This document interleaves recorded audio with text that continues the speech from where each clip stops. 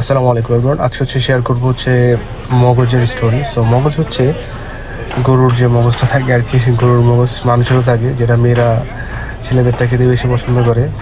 So আমি যে দোকান থেকে কিনতে গেছি বা মার্কেট থেকে, সেই মার্কেটটা বলা হয় শুক্লাহাম। সো ওইখানে গেলে এই দোকান থেকে ডাকে, ওই দোকান থেকে ডাকে। সো বলে দেশি দেশি দেশি দেশি মারে বেশি।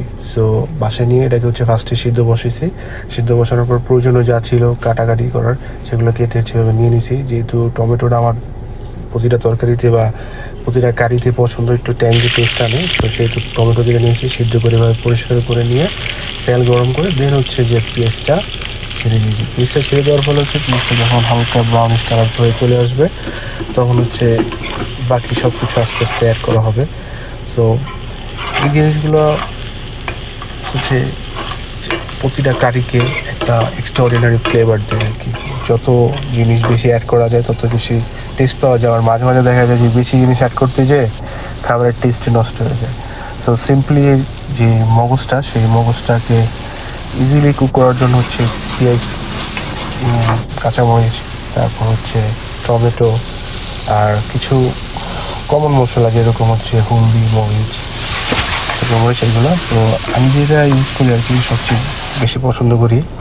সো এখানে একটা মশলা পাওয়া যায় যেটাকে বলা হয় কারি মশলা। সো আমার কাছে যে কারি মশলাটা অনেক বেশি ভালো লাগে। এটা কমন 10 রিয়াল করে, যেটা বাংলাদেশের টাকায় প্রায় 320-25 টাকার মতো পড়ে আর কি। তো এই কারি মশলাটা আমি সব খাবার ইউজ করার চেষ্টা করি। এটা টেস্ট একটু অনেক ডিফারেন্ট। যেরকম বাংলাদেশের মানুষ ইউজ করে magic masala, so kind of এটা এই দেশের ম্যাজিক মশলার মতো আর কি।